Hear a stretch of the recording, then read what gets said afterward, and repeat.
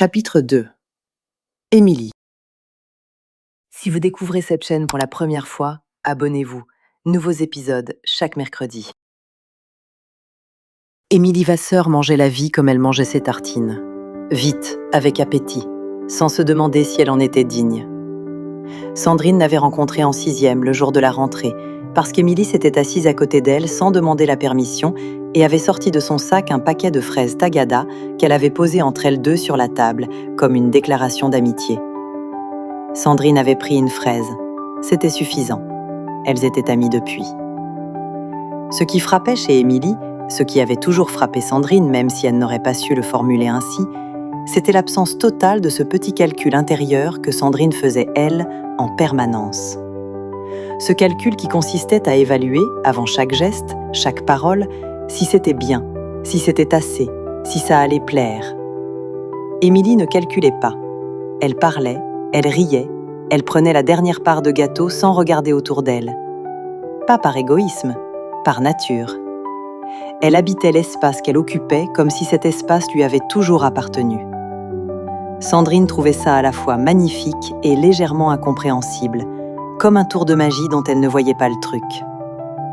Elles avaient leurs habitudes, un rituel de samedi après-midi qui avait traversé le collège et le lycée sans se déformer.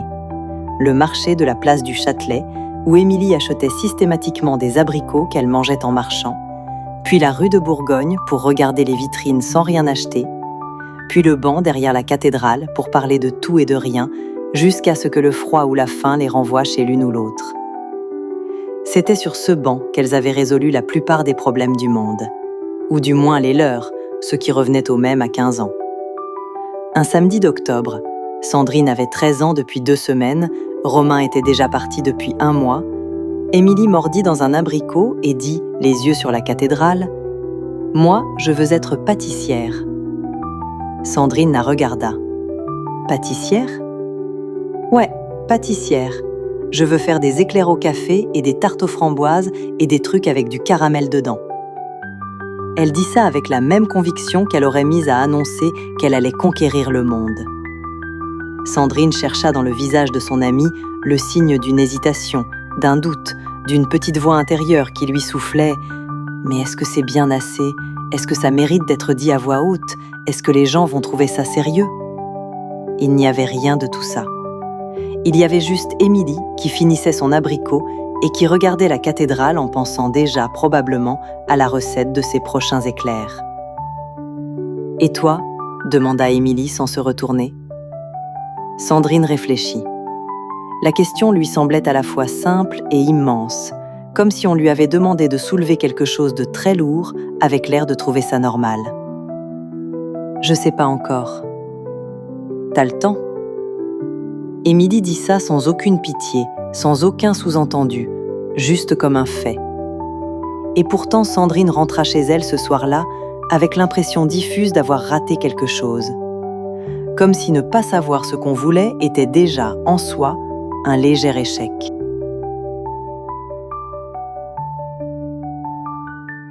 L'atelier de son père sentait la sciure et la colle, le bois chaud et quelque chose d'indéfinissable qui ressemblait à de la concentration. C'était une grande pièce au fond du jardin, mi-garage, mi-antre, où Bernard passait ses samedis matins et ses dimanches après-midi à fabriquer des choses que personne ne lui avait demandées. Une étagère pour les livres de la cuisine, un coffre pour les jouets de Sandrine quand elle était petite, une table pour la salle à manger, la grande table en chêne, celle du repas de Romain. Sandrine aimait venir là, petite. Elle s'installait sur le tabouret dans le coin et elle regardait ses mains, les mains de son père, pas les siennes, larges, précises, qui savaient exactement où aller sans que le reste du corps ait besoin de réfléchir. Elle pouvait rester 1 heure sans dire un mot. Son père non plus ne parlait pas. Il travaillait. Et dans ce silence partagé, Sandrine avait toujours trouvé quelque chose qui ressemblait à de la paix. Vers ses 14 ans, elle avait arrêté d'y aller. Pas à cause d'une dispute, pas à cause d'un événement particulier, juste parce que l'adolescence avait rempli les après-midi d'autres choses et que personne n'avait pensé à lui dire de continuer. Son père n'avait rien dit non plus. Il avait juste, sans qu'elle le remarque, commencé à fabriquer des choses un peu plus petites. un cadre, un porte-lettres. Des objets qui n'avaient pas de destination particulière, qui s'accumulaient sur l'établi comme des questions en attente de réponse. Sandrine ne l'avait compris que bien plus tard. Tout ce que son père ne savait pas dire, il le fabriquait.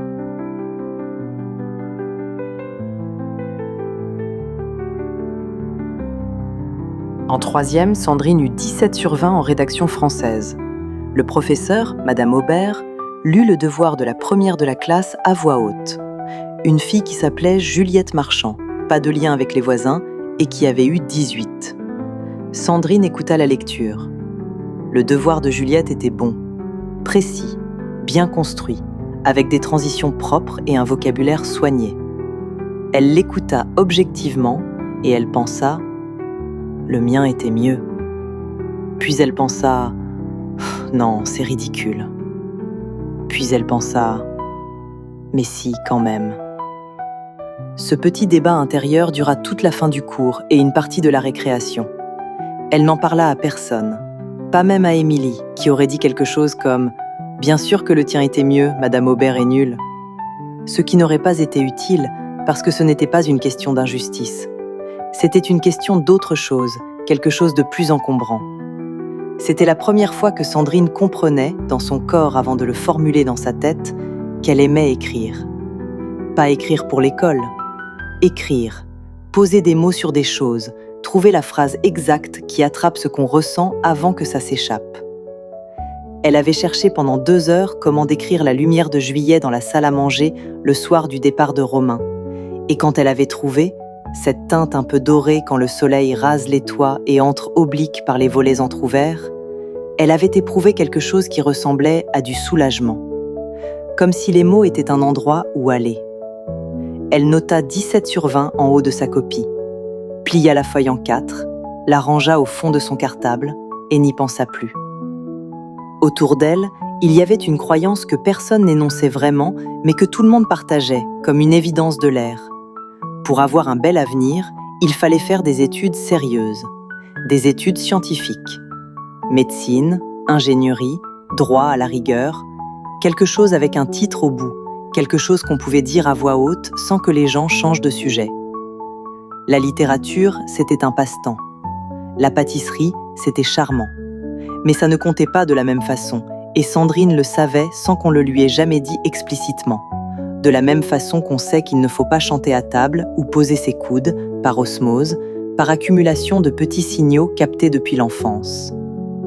Sa mère avait voulu faire médecine. Cette phrase, depuis le soir du cahier, s'était installée quelque part dans Sandrine comme une dette affectueuse. Pas une pression, sa mère n'était pas le genre à appuyer, mais une présence douce, une attente silencieuse qui n'avait pas besoin de se formuler pour exister. Sandrine s'imaginait parfois en blouse blanche. Elle voyait le sourire de sa mère, les embrassades de la famille, la fierté de son père qui n'aurait pas besoin de parler parce que la blouse dirait tout à sa place. Elle voyait Romain, depuis Chicago ou depuis Paris, apprendre la nouvelle et dire « enfin » quelque chose qui ressemblerait à de la considération. C'était une belle image. Elle ne se demanda pas si elle était vraie.